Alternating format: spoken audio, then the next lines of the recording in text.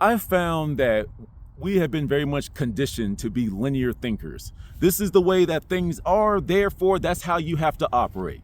Especially, for example, to get us started, problem solving. Something is broken, you try to fix it, you fix it. A, B, C, 1, 2, 3, right? You just follow that flow chart. However, in my own personal life, I found a lot more success with starting at the end, right?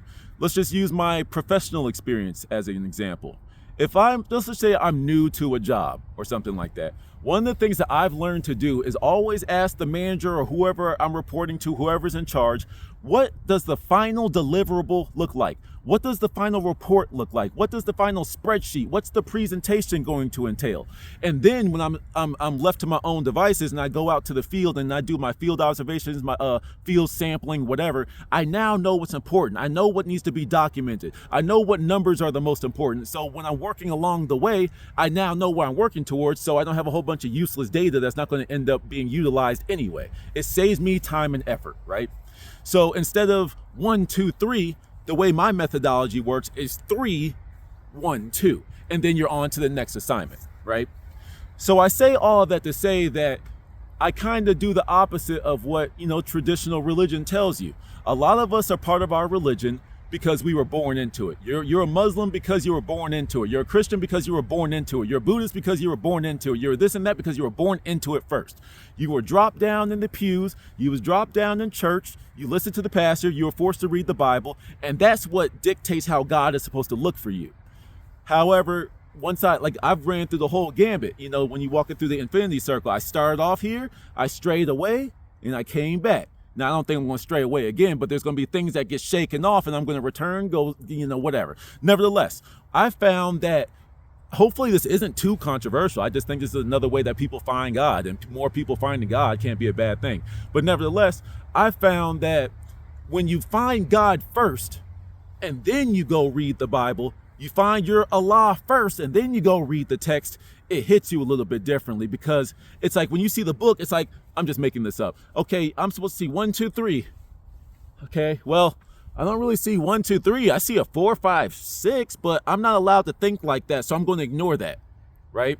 But when you find God freely without the limitations of religion and doctrine and such, you can find God in so many different ways. And then once you see that and then you return back to the book, you're like, oh, yeah, I've experienced that. And then that one, and then, oh, okay, cool. And when you get into religious debates especially, a lot of the times I say that you can read the Bible is one of the greatest books ever written, because no matter where you are, no matter what level of connection you have with God, no matter how religious you are, no matter what level of awareness that you're existing at, you still get something from the book. But for the people that learned in a more traditional way, these are the rules, now go see it. You might clash with someone when it's just like, nah, look, this is what this book is saying. This is an allegory. This is a metaphor. This is a parable. It's not literal, because I have experienced this in my life. That's not something you can take away from me just because you sat in church longer than I have. You know what I mean? And it's like, it's just one of those things that I truly do believe. It's like, go live first. And then when you almost connect with your ancestors, the people that wrote the book, whether it's the Ethiopian Christianity or even the westernized Eurocentric Christianity, it doesn't matter. Your ancestors had a particular story that you can now resonate with at a deeper level because you've experienced it. And then when you read it in a book that's hundreds of years old, and then depending on different variations of the Bible and other religious texts that the Bible is based off of, you realize it's thousands of years old. But you're experiencing the same thing that your ancestors experienced all those years ago. And that same story holds true. One of the things I always say is the truth doesn't change. You know what I'm saying?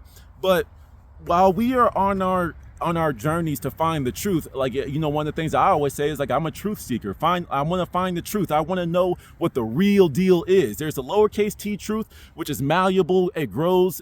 You adopt some things, you drop some things off while you're walking your journey. There's other capital T truths. No matter who you are, no matter what you believe, that will always stand truth. It's a constant, like in physics. And when you're doing complicated math, there's certain values that just do not change no matter what. That's the capital T truth.